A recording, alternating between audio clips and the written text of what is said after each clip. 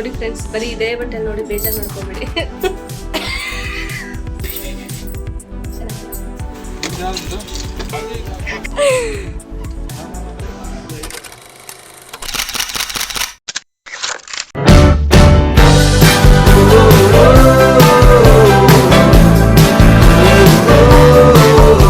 ಎಲ್ಲರಿಗೂ ನಮಸ್ಕಾರ, welcome back to my YouTube channel. ಎಲ್ರಿಗೂ ಗುಡ್ ಮಾರ್ನಿಂಗ್. ಇವತ್ತು ವ್ಲಾಗ್ನ ನಾನು ಬೆಳಿಗ್ಗೆಯಿಂದನೇ ಸ್ಟಾರ್ಟ್ ಮಾಡ್ತಾ ಇದ್ದೀನಿ. ಹಾಗೆ ಬೆಳಿಗ್ಗೆ ಎಲ್ಲ ಎದ್ದು ಹಾಗೆ ಮಾತಾಡ್ಕೊಂಡು ಕೂತಿದ್ರಿ. ಇವತ್ತು ಚಿನ್ನಿ ಬರ್ತಡೇ ಇರೋದ್ರಿಂದ ಇವತ್ತು ಟ್ರೀಟ್ ಎಲ್ಲ ಫುಲ್ಲು ನಮ್ಮ ಬಾವಂದೇನೆ. ಅವರೇ ಮಟನ್ ಎಲ್ಲ ತಂದು ನಮಗೋಸ್ಕರನೇ ಅಂತಾನೆ ಅಡುಗೆ ಮಾಡ್ತಾ ಇದ್ದಾರೆ. ಸೊ ಫುಲ್ ಹ್ಯಾಪಿ ಆಗಿದ್ದೀವಿ ಎಲ್ರೂ. ಹಾಗೆ ಇನ್ನೊಂದು ಪೆಂಡಿಂಗ್ ಇತ್ತು, ಚಿನ್ನಿಗೆ ಬಟ್ಟೆ ಥರ ಹೋಗಬೇಕಿತ್ತು. ಹಾಗಾಗಿ ಚಿನ್ನಿಗೂ ಬಟ್ಟೆ ಎಲ್ಲ ತೊಗೊಬರೋಕ್ಕೆ ಅಂತ ಅಂದ್ಬಿಟ್ಟು ನಾನು, ಶಾಂಭವಿ, ಶಾಲಿನಿ ಹಾಗೆ ಭಾವನೆಲ್ಲ ಶಾಪಿಂಗ್ ಹೋಗ್ತಾ ಇದ್ದೀವಿ. ನಮ್ಮ ಜೊತೆಗೆ ಅಜ್ಜನೂ ಕೂಡ ಜಾಯ್ನ್ ಆಗಿದ್ದಾನೆ. ನೋಡಿ ಫ್ರೆಂಡ್ಸ್, ಬರೀ ಇದೇ ಬಟ್ಟೆ ನೋಡಿ ಬೇಜಾರು ಮಾಡ್ಕೋಬೇಡಿ.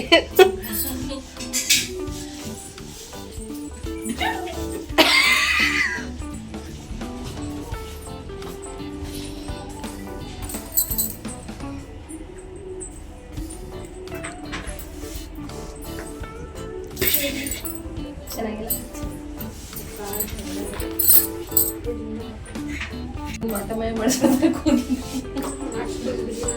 ಭಾವನ ಇಲ್ಲಿ ನೋಡಿಲಿ.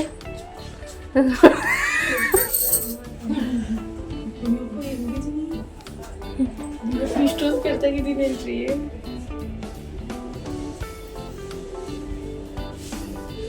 ಇದನ್ನ ಹಾಕ್ತೀನಿ, ಹಾಕಿದ್ರೆ ಅಲ್ಲಿ ಆಮೇಲೆ ಮತ್ತೆ ಪಿಂಕೆ ಚೆನ್ನಾಗಿತ್ತು.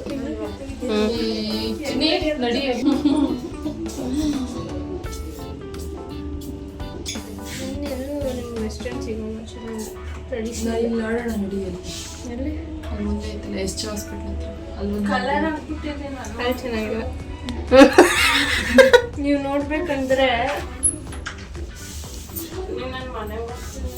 ಅಲ್ಲೋಗು,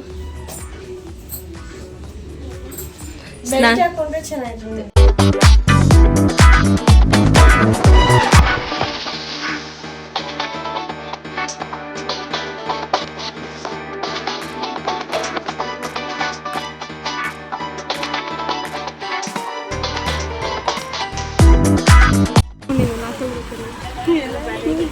ಹಿಡ್ಕೊಂಡು ಅನಿಸುತ್ತೆ ನನಗೆ.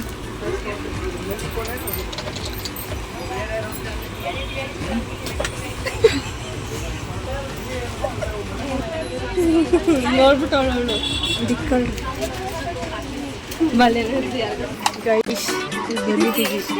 ನಾನು ಬರೆಗೆ ಚೆನ್ನಾಗಿರುತ್ತೆ. ಚಿನ್ನಿ ಬರ್ರೆ ನೋಡಿ ಗೈಸ್, ನಮ್ಮ ಅಜ್ಜಿ ಅಂಕಲ್ ಭಾವನ ತೋರಿಸುತ್ತೇನಾ ಎಷ್ಟು ಕೇಳ್ದಂಗೆ ಮಾಡೋರು. ಅವ್ರ ಕಲರ್ ಚೆನ್ನಾಗಿ ಹಾಕೋರು. ಚಿನ್ನಿ ಬರ್ರೆ ಹೋಯ್ತಾರೆ. ನಾನು ಬರ್ರೆ ಅಂತ ನಾನು ಹೀಲ್ಸ್ ತಗೊಳಕ್ ಹೋಯ್ತಾ ಇದ್ದಿಲ್ಲ.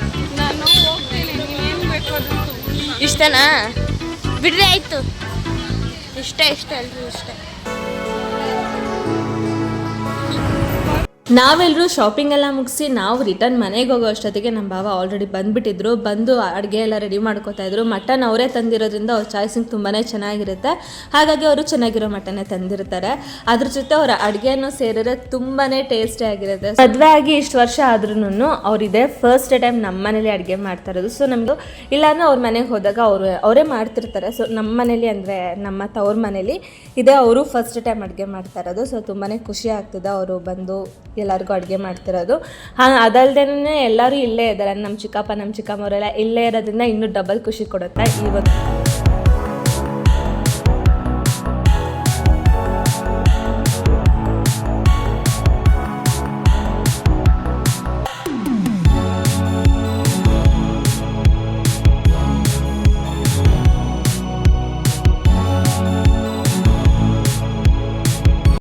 ಅಂತೂ ತುಂಬಾ ಚೆನ್ನಾಗಾಗಿತ್ತು. ಸೊ ಸಿಕ್ಕಾಪಟ್ಟೆ ಇಷ್ಟ ಆಯಿತು. ಹಾಗೆ ಊಟ ಎಲ್ಲ ಮಾಡಿಕೊಂಡು ನಾನು ಕೂಡ ನಮ್ಮ ಮನೆಯವ್ರನ್ನ ಕರ್ಕೊಬರಕ್ಕೆ ಹೋಗಿದ್ದೆ. ಬಸ್ ಸ್ಟ್ಯಾಂಡಿಗೆ ಬಂದಿದ್ರು ಅವರು.